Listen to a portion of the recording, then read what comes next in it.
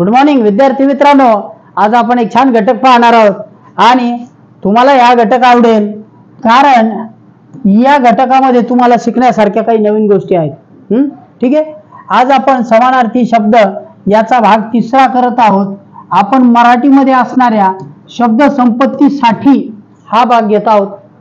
तुम्हाला किमान तुम्ही 5वी 6वी ला असाल तर तुमच्याकडे 300+ शब्द असायला हवेत। 300 पेक्षा जास्त शब्द तुमचे स्वतःचे तयार असावेत। ठीक आहे, प्रश्न पहिला आहे तुमच्या समोर। प्रश्नानंतर आपण काही शब्द समजून घेऊ।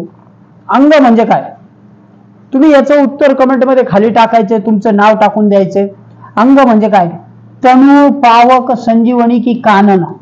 ठीक आहे, तणू, पावक, संजीवनी की कानन। बघा हेच ऑप्शन मी खाली 2-3 याच्यात ठेवलेले आहेत। म्हणजे या ऑप्शनवर आपल्याला चर्चा करताना पुढच्या शब्दांना मदत मिळेल। ओके, अंग म्हणजे काय सापडले तुम्हाला अर्थ? आता ह्याच्यात अंग म्हणजे कानन हा शब्द नाही हे आधीच सांगतो। त्याच्यानंतर संजीवनी शब्द सुद्धा का अंग म्हणजे नाही। मग अंग म्हणजे काय? पावक आणि तणू याच्यापैकी काय येते अजूनही टाका कमेंट मध्ये। ओके, अंग म्हणजे तणू। ठीक आहे, शरीर, अंग म्हणजे आपलं शरीर। ठीक आहे, शरीर। आणि मग पावक म्हणजे काय हो? पाणी, जल, पावक, पाणी। ओके, आले लक्षात? ठीक आहे, मग आता आपण अंग म्हणजे समजून घेतलं अंग म्हणजे काय, तर तुमच्या ते लक्षात आलेलं आहे शरीर। मग आता खालचा प्रश्न तुम्ही वाचायचा आहे आणि पुढच्या प्रश्नाचं उत्तर द्यायचंय। ओके, चला बघा, अमृत म्हणजे काय हे सांगा। अमृत म्हणजे काय? आपण अंग म्हणजे काय बघितलं, अमृत म्हणजे काय? आता तुम्हाला यातले काही ऑप्शन्स आणखी गळून जातील।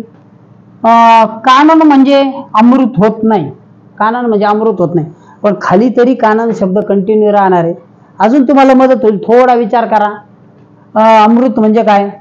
पावक म्हणजे पाणी आणि जल, मग हे पण नाही। आता जल, जल हे अमृत समान असतं पण अमृत नाही। ठीक आहे, अमृत समान आहे, त्याला अमृत असं म्हटलं जातं, पण पूर्ण अर्थाने इथं दुसरा पर्याय जुळणार आहे।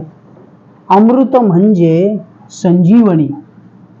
एखाद्या मृत व्यक्तीला जेव्हा जीवन मिळतं, एखाद्या मृत व्यक्तीला जीवन मिळते त्यावेळी त्याला परत जीवन मिळतं, म्हणून संजीवनी। काय म्हणतात?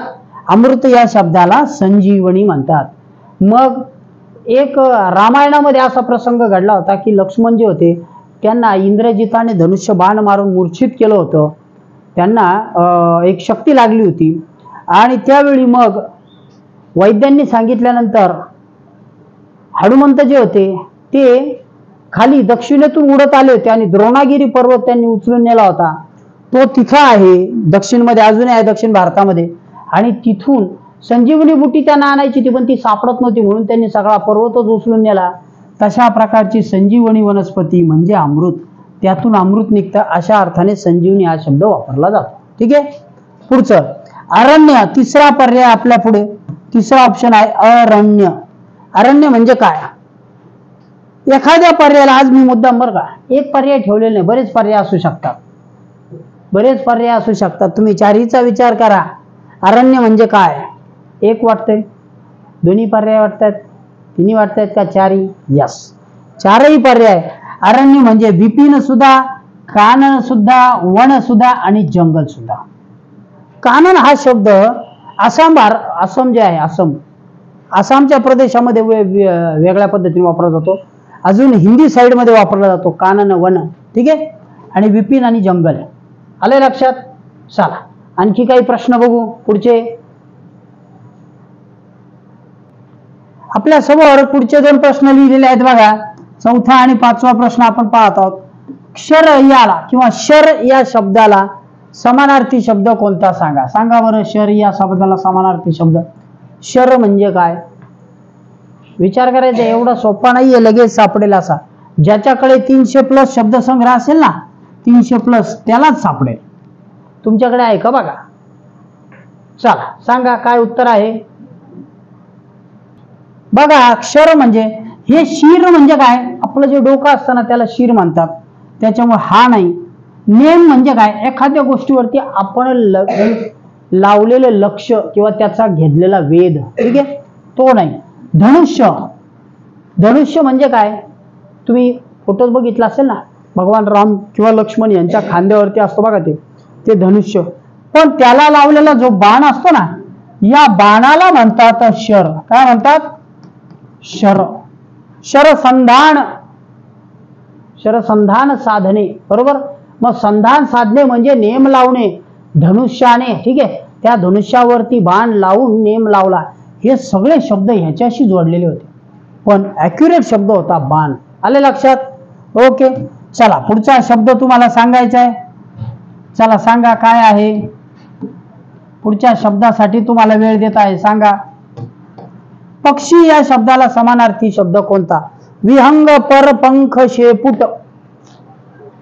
थोडंसं अवघड केलं, कारण त्याच्याशी जुळणारे शब्द इथं टाकलेत, पण ते त्याच्याशी संलग्न आहेत पण समानार्थी नाहीत. कोणते आहेत? ऑप्शन नंबर तुम्ही बोटवर करू शकता.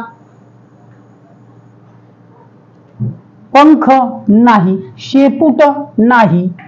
आता हे दोन राहिले, त्याच्यापैकी सांगा. पर, पर म्हणजे माशाला जे बाजूनी पंख असतात का त्याला पर म्हणतात, हा पण नाही. एक नंबरचा पर्याय विहंग. कर विहार, मुक्तपणे, जो मुक्तपणे आकाशात फिरतो त्याला विहंग म्हणतात. काय म्हणतात? विहंग म्हणजे पक्षी. ठीक आहे, ओके. चलो पुढचा प्रश्न बघू. पुढचे दोन प्रश्न आपल्या समोर आहेत. आधीच्या याच्यात जे धनुष्य शर आलं होतं त्याच्यामुळे मुद्दाम हा प्रश्न घेतला. सांगा धनुष्याला समानार्थी शब्द कोणता? धनुष्याला समानार्थी शब्द कोणता? जर तुम्हाला वाटत असेल 4 तर ते चुकीचं आहे. जर तुम्हाला वाटत असेल 2 तर तेही चुकीचं आहे. आणि जर तुम्हाला वाटत असेल 3 तर तेही चुकीचं आहे. कमांड. त्याचा अर्थ सांगतो का ते आता बघा. आधी आपण बघितलं बाण म्हणजे काय? शर. बाण म्हणजे क्षर.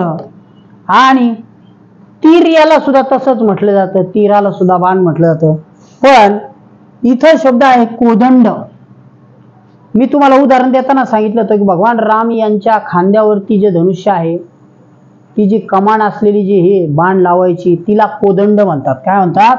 कोदंड. त्याच्यामुळे रामाला असं म्हणतात कोदंडधारी राम असंही म्हटलं. कळलं? कोदंड हा शब्द त्याच्यासाठी वापरला जातो. ठीक आहे. हा, आणि त्याच्यानंतर तुम्हाला मी आज एक हे करतो.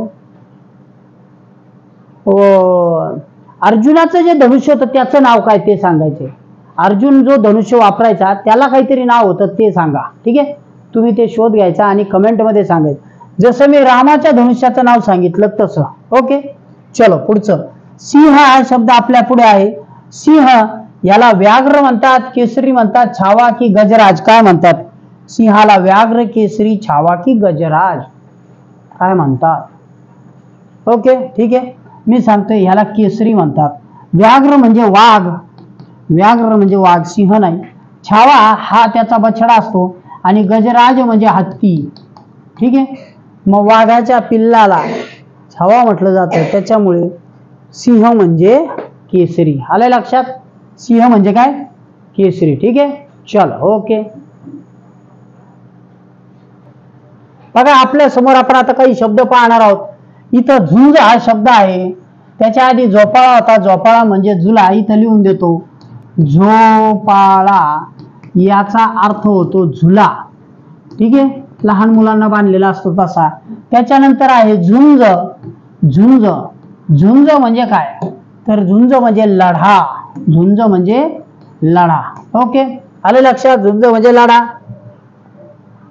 चला आता आपण तुमच्या समोर पुढचे काही शब्द पाहणार आहोत. बघा, ठेका. ठेका म्हणजे काय? कंत्राट. ठेका म्हणजे काय? कंत्राट. एखाद्या कामाचं जर एखाद्या व्यक्तीने सगळं काम स्वतः करायला घेतलं आणि माणसं लावले तर त्याला ठेकेदार म्हणतात आणि त्यांनी घेतलेल्याला कंत्राट म्हणतात. डोके, मस्तक, शिर. आधी पण तो शब्द मी घेतला डोके, याला शिर असे म्हटलं जातं. तो शिर असा किंवा त्याला मस्तक असं म्हणतात. ठीक आहे, मस्तक. ओके. त्याच्यानंतर पुढचा आहे ढीग रास. ढीग रास. ढीग म्हणजे रास. ढीग याचा अर्थ रास, धान्याची असते ना रास पडलेली तशी. त्याच्यानंतर तरंग, जे समुद्रावरती येतात ना ते तरंग असतात, किंवा त्याला लाट किंवा लहर म्हणतात. लाट आणि लहर. ठीक आहे. तारे, तारका आणि चांदण्या. तारे, तारका आणि चांदण्या. ओके. त्याच्यानंतर तुला. तुला म्हणजे तराजू. हा शब्द कधीच विसरू नका, हा परीक्षेला हमखास येतो. ह्याला उकार पहिला आहे तराजू. एखाद्या व्यक्तीची तुला केली, तुला केली म्हणजे त्या व्यक्तीला तराजूत बसवले. शब्द विसरू नका, परीक्षेला हमखास येईल. ठीक आहे. तुला म्हणजे तराजू. तुला करणे, तुला करणे म्हणजे त्याचे वजन करणे. ओके. पुढचं दिवस दिन. शब्द बघा कसा आहे, दिवस दिन. ओके, दिन. आणि दुसरा जो दुसऱ्या वेलांटीने असतो दिन, तो दिन म्हणजे गरीब असतो. ठीक आहे. पुढे देव, अमर, ईश, सूर, प्रभू. ईश्वर, बघा देवाला किती नाव आहेत. अमर, जो अमर आहे ज्याला मरण नाही. ईश, जो ईश्वर आहे. सूर आणि प्रभू. ठीक आहे. असुर नाही, असुर नाही. असुर या शब्दाचा अर्थ राक्षस असा होतो. असुर म्हणजे काय, राक्षस. आणि त्याच्या उलट सूर म्हणजे देव. ठीक आहे. धन, पैसा, वित्त, दौलत, संपदा, द्रव संपत्ती. पैसा, वित्त, दौलत, संपदा, द्रव आणि संपत्ती, या सगळ्याला धन असं म्हणतात. काय म्हणतात, धन. पुढे धनुष्य. आपण आधीच तो प्रश्न बघितला. कोदंड, तीर, कमठा, चाप. ठीक आहे. कोदंड, तीर, कमठा आणि चाप. ओके. त्याच्यामध्ये सांगितलं होतं बघा कोदंड. त्याच्यानंतर नदी, तटिनी, सरिता. तटिनी आणि सरिता हा शब्द सुद्धा विसरू नका. तटिनी, जिला तट आहेत. तट म्हणजे किनारे. तट म्हणजे किनारे. जिला किनारे आहेत. किराणे झालं ते, किनारे पाहिजे होते. ओके. ठीक आहे. पुढे नदी म्हणजे तटिनी, सरिता. नजर, दृष्टी, कटाक्ष. नजर म्हणजे एक दृष्टी टाकणे. सिंह काय करतो, सिंहावलोकन करतो. तो पुढे जातो, किती पावलं चालला आणि नंतर थोडी मान वळवतो आणि मागे बघतो. त्याच्या आशा करण्याला सिंहावलोकन म्हणतात. मागे कोणी आहे का, कोणी राहिलंय का ते तो पाहत. आपल्या चांगल्या कामाचं सिंहावलोकन अवश्य करा. नवा, नूतन, नवीन. तुम्ही जर नवीन शर्ट घातला तर तुम्ही नूतन शर्ट घातला, नवीन शर्ट घातला असं. नारी, स्त्री, अबला. बघा हा अबला शब्द आहे ना, हा तसा योग्यच नाहीये. नारी ही काही अबला नाही. तिला जरी म्हटलं जात असेल तर, जर नारी ही झाशीची राणी असू शकते, तर जर आजच्या काळामध्ये नारी ही कल्पना चावला असू शकते, अवकाशात जाणारी सुनीता विल्यम्स असू शकते, तर ती अबला असूच नाही. अबला म्हणजे जी गरीब आहे, जिचं कोणीही, जिच्यामध्ये बल नाही, जी शक्तीहीन आहे, अशी नाही. नारी ही सक्षम असावी, ती दुर्गा असावी, अबला असू नये. बरोबर आहे. नारी कशी असावी, दुर्गा असावी, अबला असू नये. त्याच्यानंतर म्हणजे मुलींनी सशक्त आणि सक्षम व्हावं असं मला म्हणायचं. ठीक आहे. ओके. नारळ, नारिकेल आणि श्रीफळ. नारिकेल आणि श्रीफळ. निर्बंध, नियम. निर्बंध, नियम. काही गोष्टींचे निर्बंध असतात, काही गोष्टींचे नियम असतात, समानार्थी आहे. निश्चय, निर्धार. निश्चयाचा महामेरू सकल जनांशी उद्धारू असं शिवरायांना म्हटलं जातं. म्हणजे त्यांनी निर्धार केला होता, त्यांनी शपथ घेतली होती, त्याच्यानुसार स्वराज्य स्थापन केलं अखंड परिश्रम करून. नृप म्हणजे भूप, भृपाळ, नरेंद्र, राजा, राया, राज्ञा. जो राजा आहे, जो भूप आहे, तो नृप आहे. शिवराय सुद्धा भूपती होते, राजे होते तसं. ओके. पत्नी, नरेंद्र शब्द जो इंद्राचा, इंद्रांमधला नर. ठीक आहे. पत्नी, बायको, सहचारिणी, अर्धांगिनी. बायको, सहचारिणी, अर्धांगिनी. पराक्रमी, शूर. पराक्रमी, शूर. ठीक आहे, ओके. अशा प्रकारे समानार्थी शब्दांचे तुम्ही प्रश्न आणि त्याच्यासोबत संग्रह वाढवायला हवा. काय करायला हवं? संग्रह वाढवायला हवा. एक सोपा उपाय सांगतो. मी माझ्या विद्यार्थ्यांना करायला लावायचो किंवा करायला लावतो. स्वतः रोजचे 20च्या 20 कमीत कमी 20 शब्द आपल्या चिठ्ठीवरती लिहून घ्यायचे का, ते खिशात ठेवायचे. जाता येता मित्राला विचारायचे, मैत्रिणीला विचारायचे. आपोआप तुमचे समानार्थी शब्द, म्हणी, विरुद्धार्थी शब्द तयार होतो. ठीक आहे. घटक आवडला असेल तर लाईक करायला विसरू नका. पुढचा शब्द आपल्या समोर आहे पराक्रमी आपण बघितला. शूर. पुढचा आहे परिसर, प्रदेश.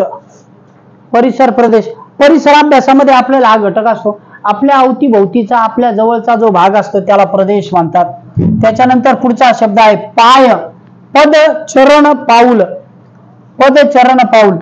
तुम्ही तुकाराम महाराज किंवा ज्ञानेश्वर माऊली यांची पालखी पाहिली असेल, त्याच्यामध्ये लाकडी खडावा असतात, त्याच पादुका पण त्यांना म्हणतात. ठीक आहे.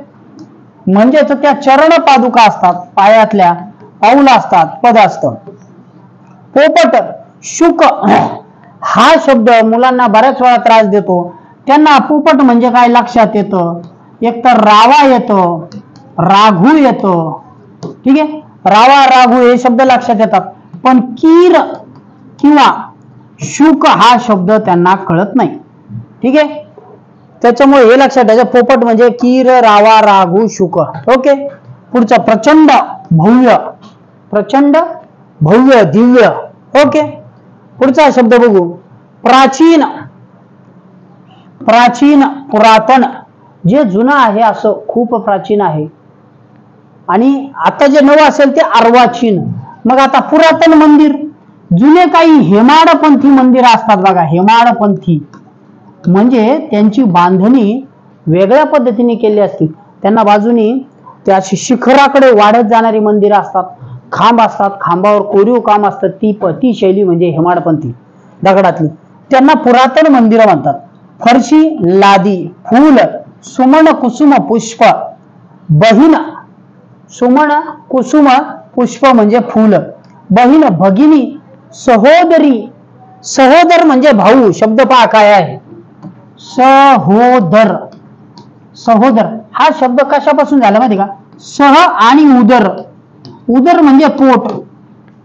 एकाच आईपासून जन्माला आलेले असले तर त्याला म्हणतात सहोदर. जे एकाच आईच्या पोटी जन्माला आले, सहोदर भाऊ. आणि जर सहोदरी असेल तर ती बहीण. बरोबर. पुढचं बावटा, झेंडा. लाल बावटा म्हणजे लाल झेंडा. कोकणामध्ये जेव्हा वादळ येतं समुद्रामध्ये त्यावेळी लाल बावटा लावला जातो, म्हणजे धोक्याचा इशारा असतो. बाप, पिता, जन्मदाता, तात, वडील. हा शब्द सुद्धा मुलांनी लक्षात घ्यायचा आहे. वडील म्हणजे तात. वडील म्हणजे तात. ओके. वडील म्हणजे तात. ठीक आहे. पुढे बेचकी, गलोल. गलोल माहिती का? खेड्यामध्ये मुलं वापरतात बघा, लाकडाला रबरी हे बांधून, नळी बांधून त्याच्यामध्ये गोटी किंवा दगड फेकतात. बैल, पोळ, खोंड आणि ऋषभ. बैलासाठीचा हा शब्द विसरू नका. बैलाला ऋषभ म्हणतात हा शब्द. ठीक आहे. ऋषभ. ओके. आणि शेवटचा शब्द आपण पाहत आहोत भक्कम किंवा मजबूत. मजबूत. ठीक आहे. आले लक्षात? अशा प्रकारे आपण काही प्रश्न, शब्द आणि शब्द संग्रह बघितला. घटक तुम्हाला आवडला असेल तर लाईक करायला विसरू नका. थांबतो. Good day. बाय.